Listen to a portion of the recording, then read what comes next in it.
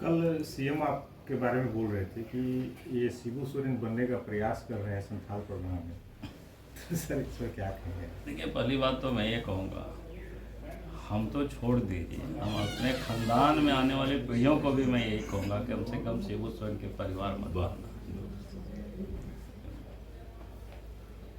मैंने जिस व्यक्ति ने इतना झूठ बोला, इतना लूटा, झारखंड वासियों को इतना ठगा, तो मैं वैसा, हमने कहा कि हमारी बात तो छोड़ दीजिए, हम आने वाली पीढ़ियों को भी कहेंगे कि हमारे परिवार में कम से कम उस परिवार जैसे मत बनना। बाकी तो लोग खेत खलिहान में मजदूरी करके खा लो, खेती बाड़ी करके खा लो। उन्होंने ये भी कहा वो कि हमारे लिए अच्छा होगा, गर्व की बात होगी, लेकिन उस परिवार के जैसा, शिबू सोरेन के जैसा, हमारी बात छोड़ दीजिए। मैंने कहा कि हम अपने परिवार के पीढ़ियों को भी मैं यही बोल करके जाऊंगा कि उस जैसा मत बन।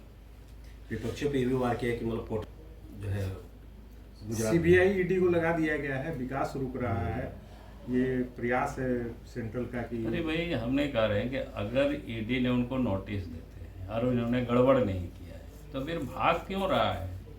जाना चाहिए, उनको बताना चाहिए कि भाई हमारे पास तो ये सारी प्रॉपर्टी है, इतना ही है। तो आदमी तो तभी भागता है ना जब वो गड़बड़ किए हुए रहते हैं, उनके पास कोई जवाब नहीं है। आप अगर लूटेंगे, आप अवैध तरीके से पैसे कमाएंगे, संपत्ति अर्जित करेंगे, तो फिर ईडी तो इसी काम के लिए है। ईडी का काम क्या है? जहाँ मनी लॉन्ड्रिंग होता है, अवैध तरीके से जो धंधे होते हैं, उस पैसे को पकड़ते हैं। और मोदी जी के राज्य में इन 9.5 वर्षों में 1 लाख करोड़ से अधिक की संपत्ति को जब्त कर चुके हैं। झारखंड में भी कई करोड़ रुपया नगद भी जब्त हुआ है, कई पैसे भी जब्त हुए हैं, और इससे पूर्व भी जब्त हुए हैं।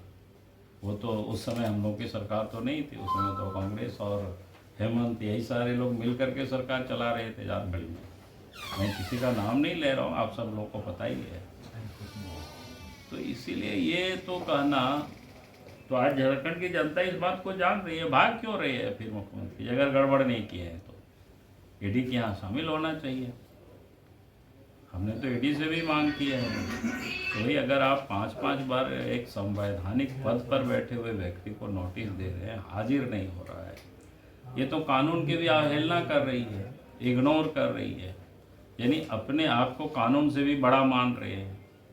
अगर जो व्यक्ति सर्वोच्च पद पर बैठे हो और कानून को वो ठेंगा दिखावे, फिर हमने कहा कि भाई विधि सम्मत उसके लिए जो कार्रवाई होनी चाहिए, कार्रवाई करनी चाहिए, ईडी को संकोच नहीं करनी चाहिए।